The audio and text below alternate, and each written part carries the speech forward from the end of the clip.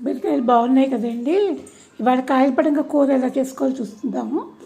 ఏంటంటే మూకుల్లో కొంచెం నూనె వేసేసి వీటిని ఏంటంటే పీల్ చేసేసి పైన తొక్కంతా చక్కగా తీసేసి నీట్గా కడిగేసి ఇలా కాయలపడంగానండి అన్నీ చక్కగా మూకుళ్ళు పేర్చుకోవాలన్నమాట. ఒకటొకటి పక్క పక్కనే పేర్చుకున్నాం అనుకోండి, నీట్గా అన్నీ బాగా మగ్గుతాయి అన్నమాట. అంటే నేను బీరకాయల కారం పెట్టడంలా పైన జరుగుతుంది అన్నమాట కూర కారం, అలా కూడా బాగుంటుంది. ఇలా బీరకాయలన్నీ కట్ చేసుకుని చక్కగా పేస్ట్ చేసేసుకుని అందు మీద కొంచెం ఉప్పు వేయాలండి. ఎందుకంటే కూర కారంలో సరిపడా ఉప్పు ఉంది, ముక్కలకి సరిపడా ఉప్పు వేసుకోవాలన్నమాట. ఉప్పు వేసేసుకుని ఇట్లాగా మనం ఒక కంచం పెట్టేసి దాని మీద వాటర్ పోసేస్తాం అనుకోండి, కిందకి నెమ్మదిగా వాటర్ దిగుతుందన్నమాట. ఇవి నెమ్మదిగా కలుపుకుంటూ ఉంటే కనుక తొందరగానండి 2 minutesలో మెత్తబడిపోతాయి. బీరకాయలు కదా చాలా లేతగా కూడా ఉన్నాయి, తొందరగానే మెత్తబడిపోతాయి. మా టెర్రస్ గార్డెన్లో తోటకూర బాగా వచ్చిందండి. ఎండాకాలం ఆకుకూరలు ఎందుకు బాగా వస్తాయి ఇంట్లో మాత్రం. నేనేంటంటే నీళ్లు మరిగించేసి అందులో కొంచెం ఉప్పు వేసేసి అప్పుడు తోటకూర సన్నగా కట్ చేసి వేసానండి.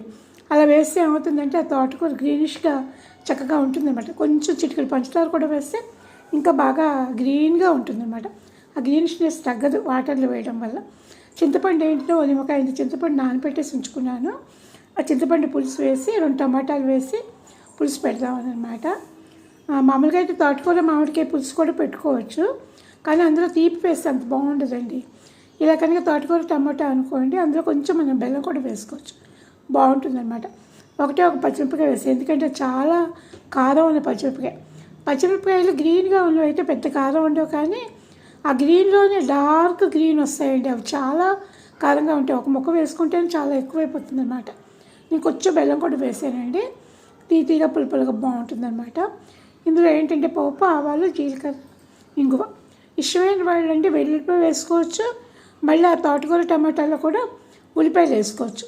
ఇందులో ముక్క కారం ఇలా వేసామనుకోండి, ముక్కగా ఉన్న కారం బాగుంటుందన్నమాట. ఆ కారం వేసాను నేను.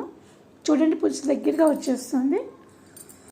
ఇందులో కొంచెం బియ్యపిండి అండి కలిపి పెట్టుకుంటే కానీ బాగా అత్తుకున్నట్టుగా ఉండి మనకు తినడానికి వీలుగా ఉంటుందండి. అదొక రకమైన కమ్మతనం కూడా వస్తుందన్నమాట, చాలా బాగుంటుంది. మామూలుగా ఇందులో ఆవాలు, నువ్వుపప్పు కూడా గ్రైండ్ చేసి పెట్టుకుంటాం, అది వేరే పులుసు అన్నమాట. ఇది ఇంతవరకే అన్నమాట. ఇది కూడా చాలా బాగుంటుంది. ఇప్పుడు ఏంటంటే ఇందులో కొంచెం చింతపండు పులుసు వేస్తున్నాను అండి, పులుపులుగా ఉండడానికి. ఎందుకంటే కూరకారంలో నేను చింతపండు వేయలేదన్నమాట. మినపప్పు, శనగపప్పు, జీలకర్ర వేయించేసి ఉంచుకున్నాను. కూరకారంలో మిరపకాయలు, ఆ కూరకారం ఒక 2 స్పూన్లు వేసేసుకుంటే సరిపోతుంది. మనకి ఏంటంటే గ్రేవీ కూరలాగా కావాలనుకోండి, కొంచెం లూజ్గా ఉన్నప్పుడే తీసేసుకోవచ్చు. కొంచెం గట్టిగానే కావాలనుకుంటే కానీ నీళ్ళ కొంచెం ఎగిరిపోయేదాకా ఉంచేసి అప్పుడు తీసుకోవాలన్నమాట. ఇదిగోండి తోటకూర.